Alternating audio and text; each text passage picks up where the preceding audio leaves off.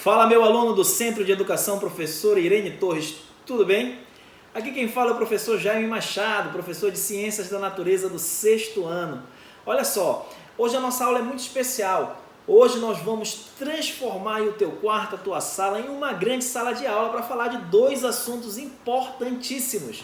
Os assuntos que vão complementar o teu primeiro bimestre, hidrosfera e atmosfera. E no finalzinho nós vamos para o nosso já famoso e conhecido exercício. Tá certo? Então, vem comigo, acompanhe a aula. A gente tem muito hoje para debater, para curtir, para perguntar, para tirar as dúvidas. Eu espero que vocês gostem. Então, em nome da escola, a gente já agradece essa sua atenção e esse seu empenho nesse momento onde nós necessitamos estar conversando por essa videoaula. Tudo bem? Vamos lá! Nós vamos começar falando de hidrosfera. Só para você entender a mecânica da aula, eu estou aqui com o monitor, então possivelmente algumas vezes eu não vou estar olhando para você, outras vezes eu vou estar olhando para cá, outras vezes eu vou estar olhando para você, tá bom? Então nós vamos começar falando de hidrosfera, e a hidrosfera ela tem uma definição muito clássica aí, né? Olha só o que diz o slide para vocês aí. Regiões do planeta Terra que correspondem aos rios, lagos, mares e demais locais com água constituem a hidrosfera. E aqui eu coloquei uma imagem, né, estilizada aí do planeta Terra. E toda essa parte azulada que você vê aí, você já sabe que é água. Porém, a água que você visualiza na imagem estilizada do planeta Terra não é só isso. Você tem, né, a água das mais diversas maneiras no planeta Terra, onde você consegue ter um fácil acesso, até onde você não vê, você tem essa disponibilidade de água presente, tá bom? Então a gente vai seguindo aqui com algumas informações. A primeira delas eu gostaria de te dar noção dessa distribuição de água no planeta Terra, que é muito interessante da gente visualizar. Olha só, 6º ano, distribuição de água no planeta. Então você tem aqui o planeta Terra, correto?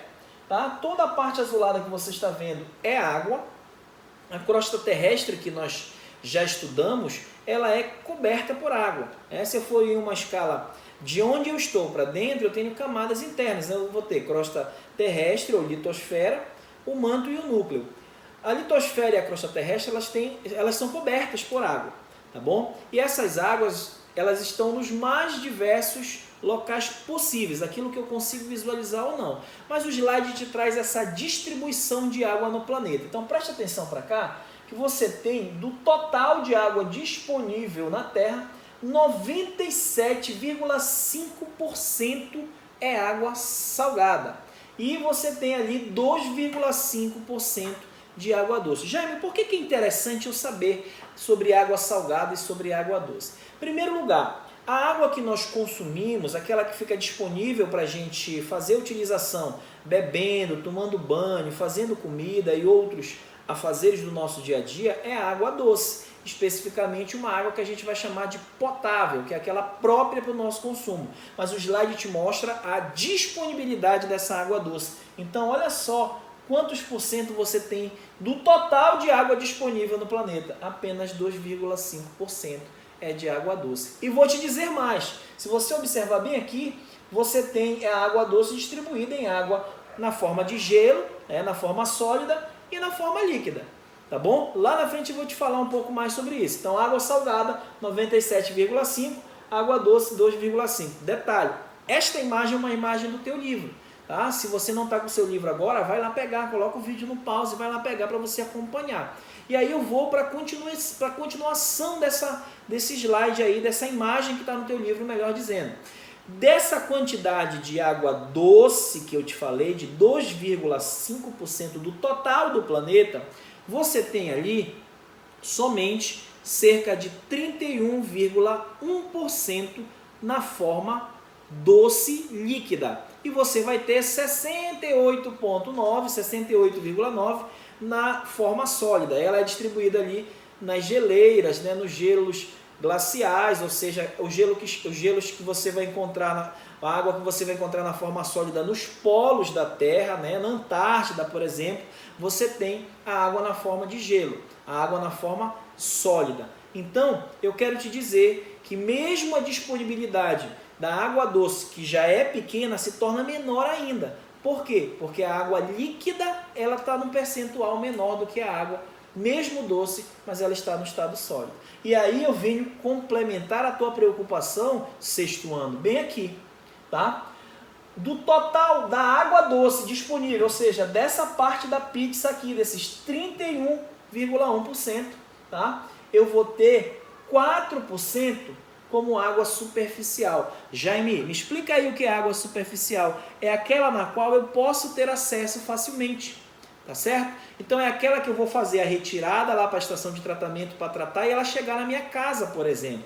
É aquela que eu consigo ter acesso porque ela está de forma superficial. E o outro, já é a minha outra parte. A outra parte ela está de forma subterrânea. Então imagina que isso aqui é uma pizza e que somente um pedaço da pizza é a água que eu tenho disponível para o meu consumo no planeta. Eu não estou falando só de Brasil não, tá bom? Eu não estou falando de Belém especificamente, estou falando de planeta Terra. Ou seja, eu tenho um planeta com uma abundância de água, né? Por isso o nome hidrosfera. Hidrosfera é a parte do planeta onde você se encontra a água. Hidro significa água, esfera vem de esfera terrestre, né, de globo terrestre, então é a água presente no planeta Terra, mas eu tenho uma fatiazinha pequena dessa água de fácil acesso para mim. Tudo bem? Então isso aqui começa a me preocupar. Por quê, Jaime? Porque eu tenho pouca água e faço muito com essa água que eu tenho disponível, tá bom? Tu vai entender um pouquinho mais nos próximos slides. Aqui eu trouxe uma comparação que eu achei muito legal que eu vi na internet. Imagina que toda a água do mundo esteja dentro desse garrafão. Esse garrafão que tem na tua cozinha. Esse garrafão de 20 litros que tem na tua cozinha. Imagina aqui que eu tenho dentro do garrafão 20 litros de água. Beleza? Se eu for comparar no planeta Terra essa disponibilidade, eu teria deste garrafão apenas 2 copos de água doce. Ok? E aonde eu vou mais me preocupar ainda? Eu teria uma colher apenas de água superficial, de água disponível para o meu consumo. Então é preocupante, né? De um garrafão desse aqui eu tenho uma colher disponível para eu consumir. Isso é um comparativo com o percentual de água no planeta. Ok? Então vamos lá, sexto ano, te liga, te concentra que o negócio aqui é sério, tá bom? Aqui eu trago para vocês um slide que mostra a distribuição de água no corpo dos seres vivos, tá bom? Então dá uma olhadinha nesse slide aí e vê o que te chama a atenção. Tá? Eu vou começar, sexto ano, por aqui, ó, por nós, seres humanos, tá bom? E ali você tem quanto nos seres humanos? 65% do corpo, da massa corporal de um ser humano é constituído por água. Não, Jaime, eu não acredito nisso. Não acredito mesmo. Então, um indivíduo aí que tem 100 quilos, ele vai ter cerca de 65 quilos da massa dele de água. Isso que você está raciocinando está sendo correto. Ele vai ter 65 quilos de água. Mas, Jaime, como é que essa água chega no corpo dele? Como é que ela é distribuída? Você ingere água da forma líquida, como eu vou fazer agora, tá bom?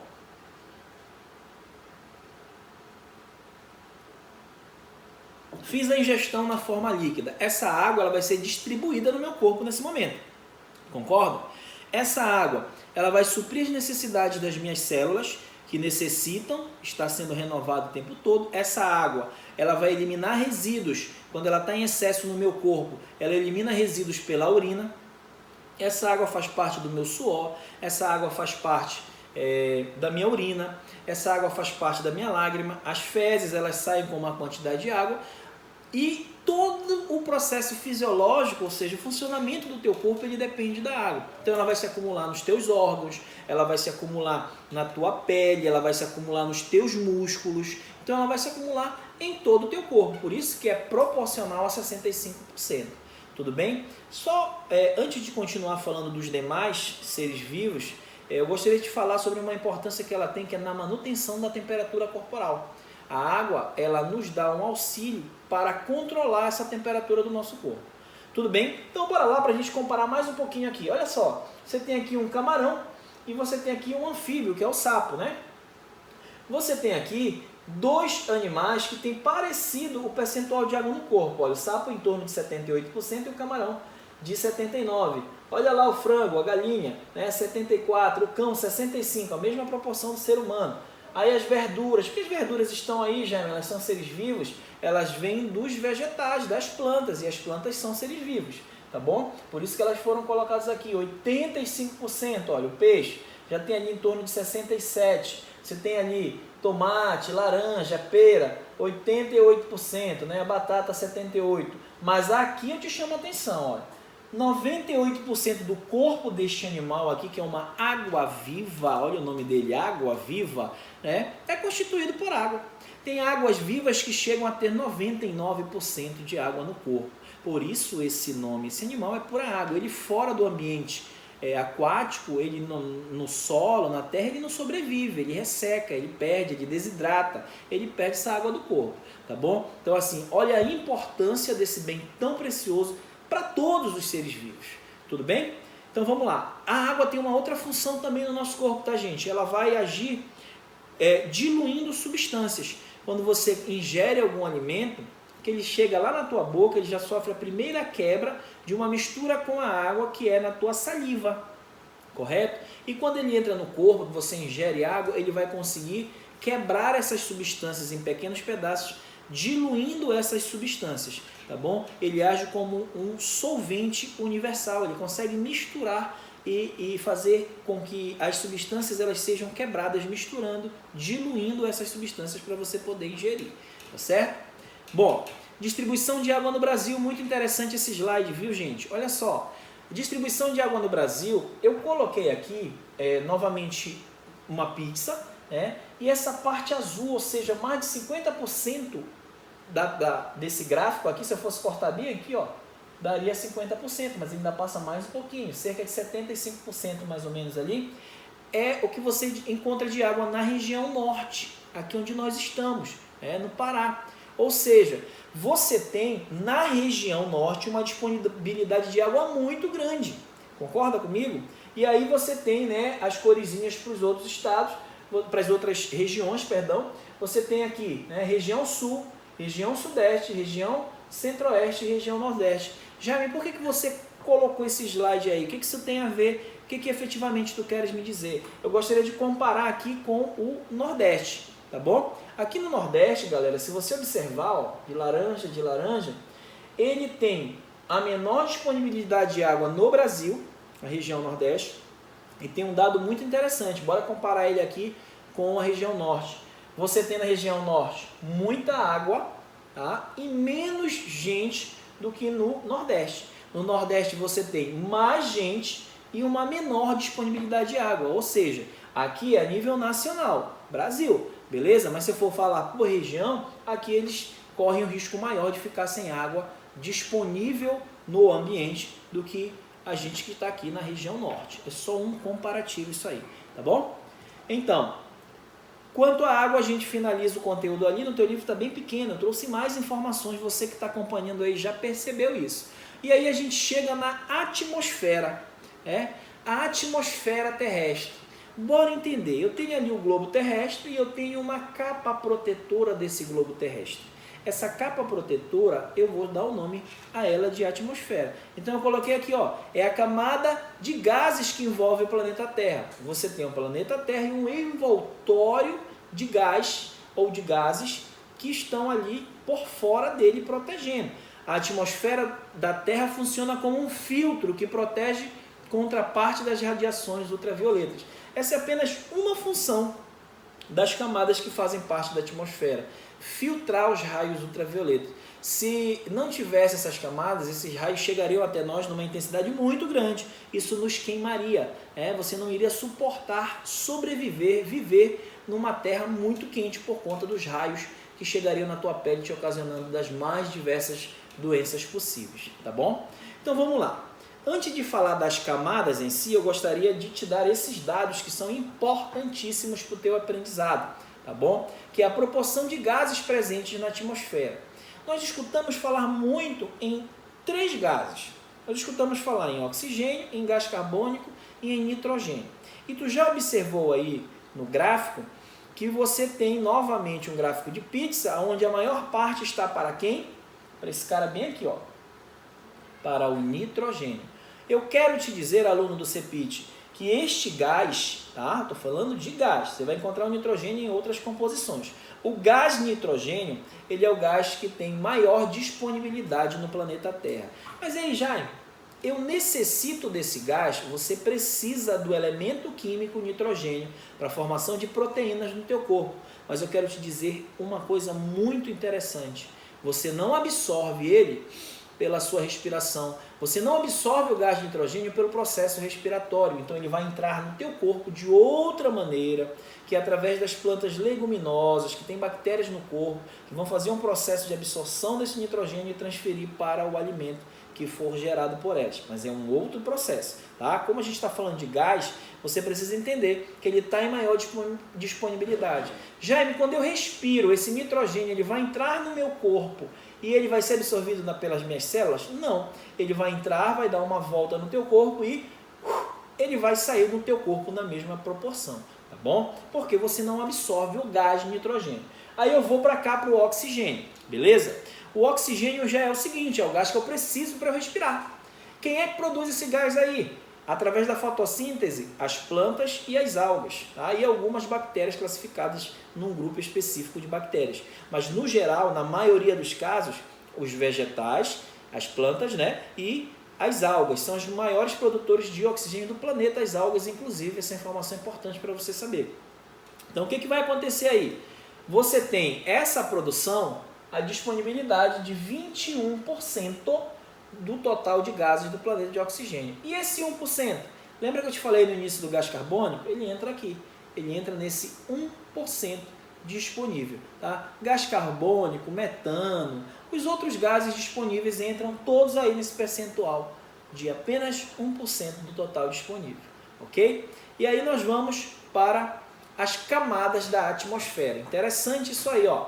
Você tem da esfera terrestre para cima camadas. Você vai ter uma última camada lá que eu vou chamar de exosfera, tá bom? Mas entre a primeira aqui, que é onde eu estou, crosta terrestre, a primeira, nesses primeiros quilômetros aí, cerca de 13 a 16 quilômetros, você tem a troposfera. Para cima continuam outras camadas, você tem 5 camadas e além dessas 5 camadas você vai ter subcamadas que a gente não vai estudar agora, mas você precisa saber essas 5 e o que você encontra nessas 5 aí, tá bom? Então você tem um desenho, ó, daqui da onde você está para cima, essa ordem: troposfera, estratosfera, mesosfera, termosfera e exosfera.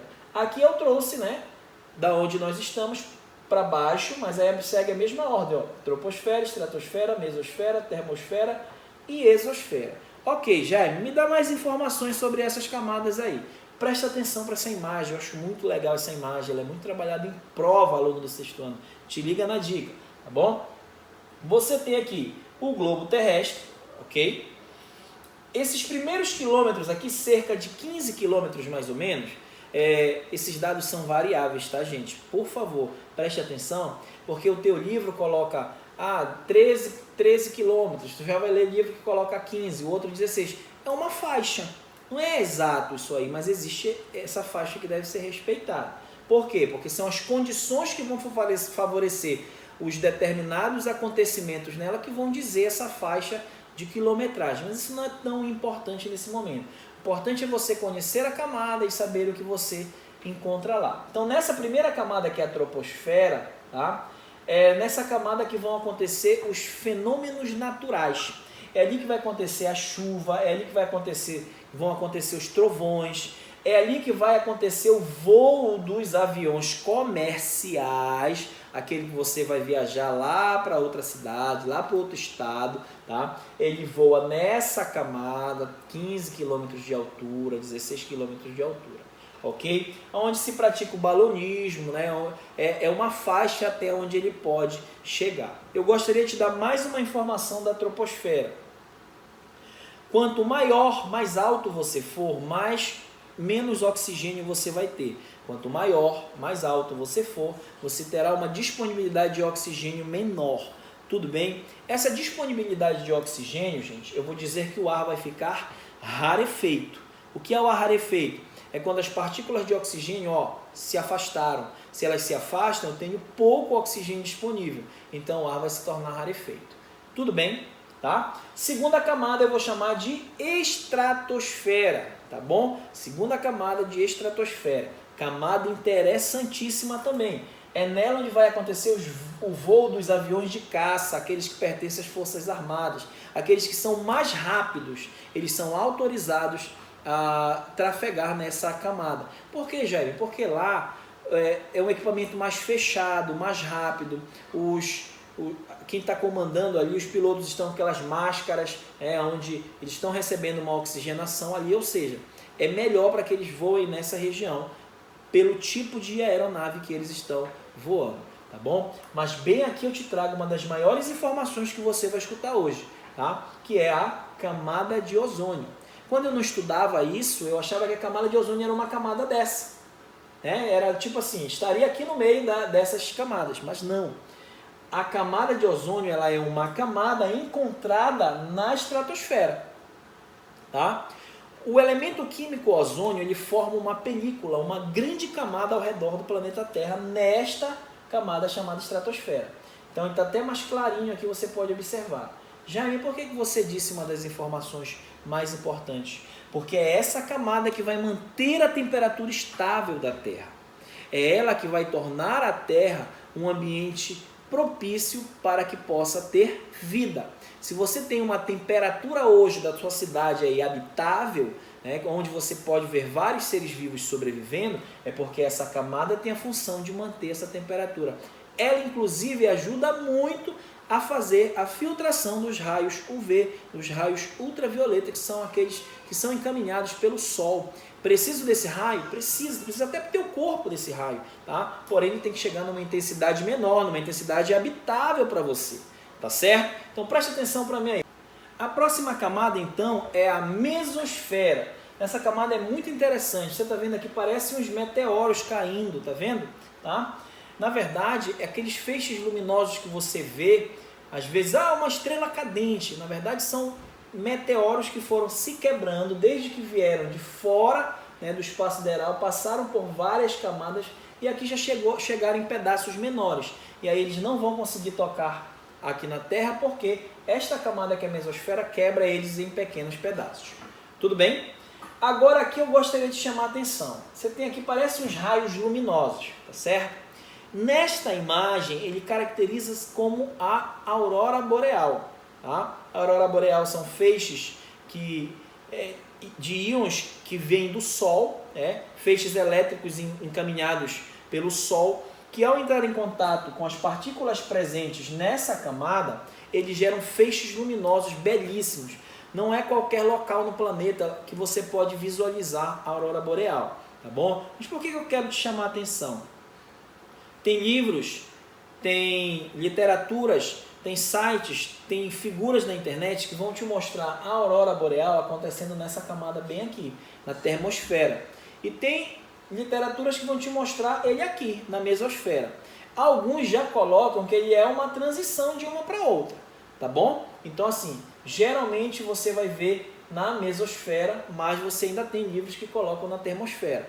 Ninguém vai brigar por isso, óbvio, tá? É só para a gente entender o que é o fenômeno em si, tá bom? A próxima camada é a termosfera, onde você tem aqui um satélite. Gente, lá na termosfera é onde você encontra os satélites que emitem ondas de rádio. Vou ligar o meu rádio aqui. Eu quero escutar uma programação em determinada cidade. É possível que eu receba essa frequência por ondas de rádio dessa cidade. Tá bom? Então, assim, a gente escuta falar muito em satélites, que são satélites que fazem o envio de sinais de TV por assinatura que tu tens na tua casa. É o mesmo processo, mas os de onda de rádio você encontra aqui na termosfera. Você tem mais uma camada aqui que é a exosfera. A exosfera ela é o limite da atmosfera com o espaço sideral. Eu não tenho como te dizer o tamanho do espaço sideral, mas eu tenho que dizer que ali na atmosfera existe um limite entre as camadas da atmosfera e o espaço sideral. E esse limite é uma camada chamada de exosfera. Aí você tem aqui um foguete transitando, né? Então o foguete sai daqui, ele é considerado ainda na atmosfera quando ele chega nesta camada. Para fora já é espaço sideral. Tá? Muito legal de se trabalhar isso aí. Você tem uma imagem interessante no livro que fala também sobre isso, tá certo?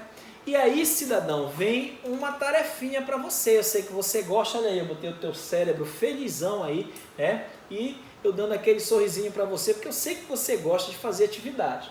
Então você vai fazer do livro didático, tá? Do livro didático, você vai fazer, tá? Não é do livro de atividade, livro didático, na sequência do teu livro aí. Páginas 50, 52, 53 e 54. Essas páginas elas serão corrigidas na nossa próxima aula, que poderá ser uma videoaula ou eu posso te enviar o gabarito para a gente já seguir com o conteúdo aí. Vamos decidir. Primeiro faz o teu exercício, eu vou te dar aí em torno de 6 dias para você fazer esse exercício a partir do momento que este vídeo for postado, tá bom? Então preste atenção que ele deve ir ao ar ainda hoje, né? Então, olha só, neste momento então eu gostaria de agradecer vocês pela atenção, te envolve, isso aqui não é uma brincadeira no qual tu vais deixar aleatoriamente, eu vi o vídeo do tio Jaime, do tio Jaime foi legal e ficou para lá. Não, esse vídeo vai ficar aqui no YouTube, você tem como clicar novamente para você visualizar, não estou fazendo nada, vai assistir a aula do tio Jaime de novo para você entender melhor o sexto ano. Eu estou morrendo de saudade de vocês, mas gostaria de dizer que este momento é importante que nós possamos ficar em casa, cuidando da nossa família, cuidando das pessoas que a gente gosta, e também, né, cuidando dos nossos velhinhos que necessitam nesse momento de um cuidado maior na questão que nós estamos passando da pandemia do coronavírus, tá bom? Então as nossas videoaulas por enquanto serão a nossa forma de se estudar, tá certo? Então gostaria de agradecer vocês pela atenção, forte abraço, beijo do tio Jaime, até a próxima aula, tá certo?